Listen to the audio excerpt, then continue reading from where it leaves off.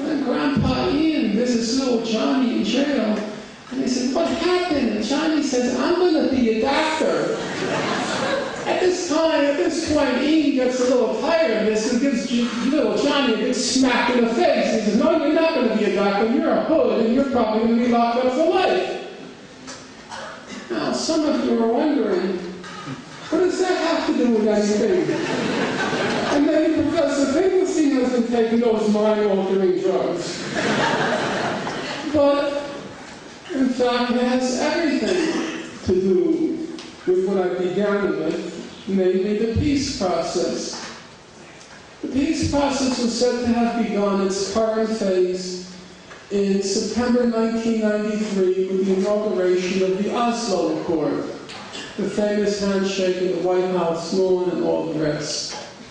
In September 1993, there were 250,000 illegal Jewish settlers in the West Bank, the occupied Palestinian territories.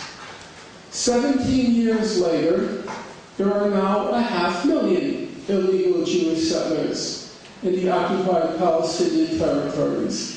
The number has doubled in the course of what's called the peace process. According to Betzel, the Israeli Information Center for Human Rights in the occupied territories, its most recent report on the settlements is quoted by hook and by crook. It says Israel has now annexed 42% of the West Bank for the settlements, nearly half.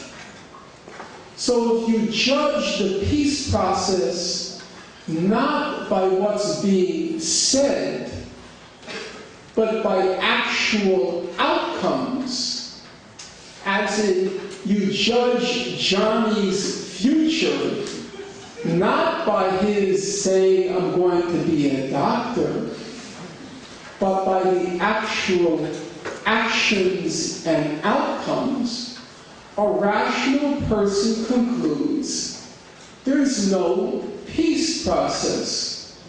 There is an annexation process, and the annexation process proceeds behind the facade of a peace process.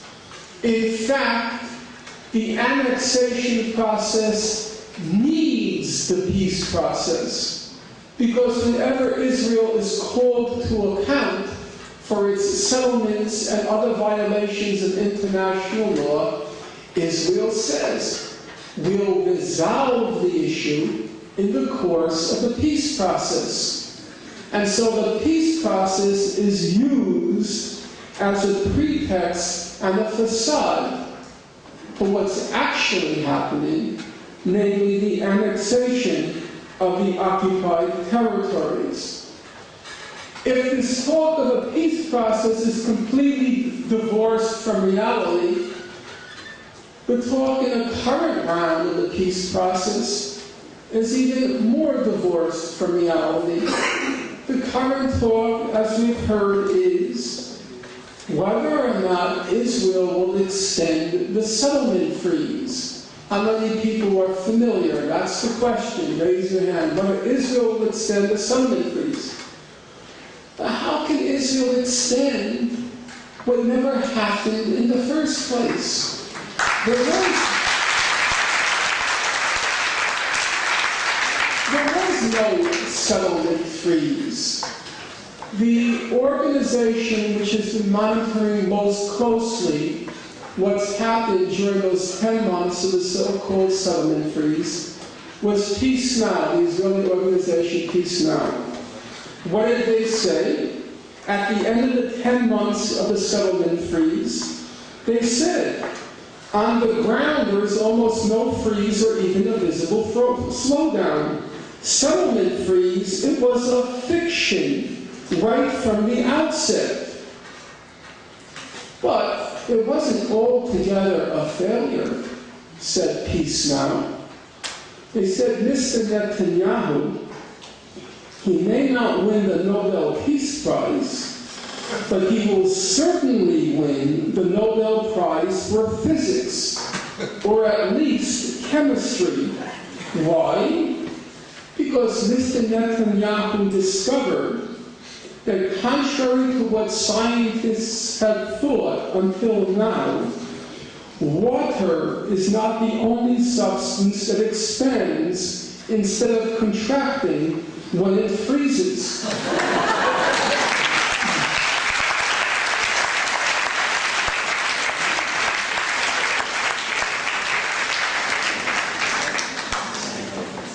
But even the debate is so completely divorced from what a real peace process would look like.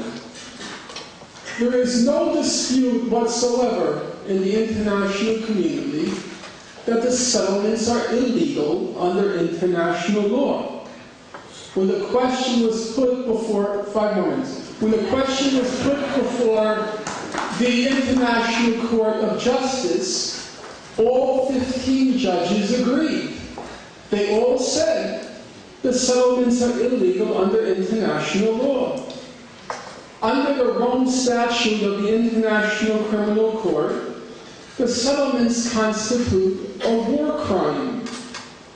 So, it's a curious peace process that would debate whether Israel should be allowed to continue committing war crimes during negotiations. Does a convicted thief get to continue stealing until the judge hands down the sentence? If it's pointless to look at the peace process, it's equally pointless to speculate on what Mr. Obama wants. Our job, our responsibility is to muster sufficient political will so that Mr. Obama does the right thing, or at any rate doesn't keep doing the wrong thing, regardless of what he wants. When you focus on the powers on high, or when you wait for a Messiah, even a black Messiah, it's a confession of impotence. The simple but fundamental truth of politics, which even I, and I am a resolute atheist, would hasten to affirm, it's that God helps those who help themselves. God helps those who help themselves. We have a real prospect now, and I'm not just saying it because Grace has pulled out the hook and I want to end on a positive note. I really do believe we have a real possibility now of affecting change. Public opinion has changed. Jewish public opinion has changed. It's quite easy now to fill rooms on any night of the week with people who are interested, who are concerned, who want to see this conflict end. I became involved 30 years ago now, 1982, June 1982. And it's a very sobering thought, it really is, that my entire adult life has passed, and I spent the whole of it just mastering one tiny pinprick on the world's map, reading thousands and thousands and thousands and thousands and thousands more human rights reports and books on this place in a map which you need a microscope to see or a magnifying glass. There's such a world of knowledge in depth and in breadth, and 30 years to have invested in that tiny pinprick on the world's map. But I have managed to see in my lifetime how people's minds have changed. More people know the truth. More people are willing to act on that truth. And so now our job is pretty straightforward. It's the mandate of CJPME, and I'm not speaking because I'm a member of their organization. I'm saying it because I see they get things done. Our job is pretty straightforward. There's a lot of public opinion that's changing. The problem is, it hasn't yet been turned into a political force. It's just people who talk amongst themselves, think in their living rooms, look at the headlines, hear the news, think there's something wrong there, but this has got to come to an end. But they don't act yet on it. And so we have to take that public opinion, which is changing, and turn it into a force for good. And that requires of us two things. One, we have to be principled. And principled means that we have to uphold steadfastly the rights of the Palestinians under international law. Nobody has the right, nobody has the right to tell Palestinians that they have to forfeit any of their rights in the interest of peace. No. You don't want anyone telling you to forfeit your rights, and nobody has the right to tell Palestinians to forfeit any of their rights. But on the other hand, we have to also be reasonable. We have to show everyone, including Jews, including Israelis, we have to show everyone there is a way out. Just respect the humanity, respect the dignity, the personal dignity of the people of Palestine, respect their humanity, respect their dignity, and there is a way to resolve that conflict. We have to be principled, but we don't want to pin the Israelis up against the wall so that they feel their only option is to strike out blindly. We want to be principled, and we want to be reasonable. And I have every confidence that if we're principled and if we're reasonable, we can win.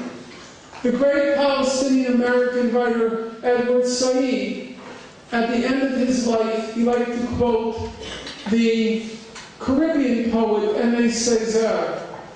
There's room for everyone at the rendezvous of victory. There's room for everyone at the rendezvous of victory. Just be reasonable, be decent, and there's room for everyone.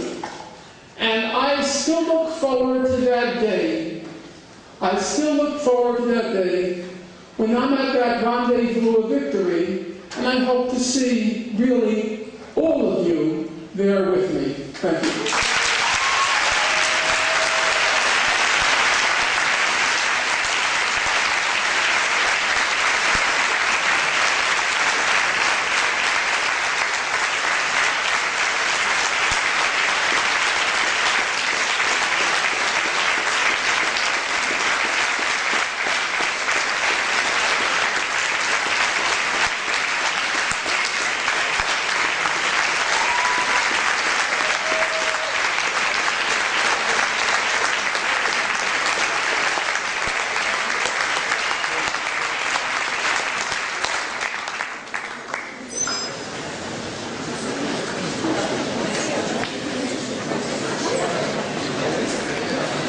Okay, folks, we're going to give Dr. Finkelstein just a couple of minutes to catch.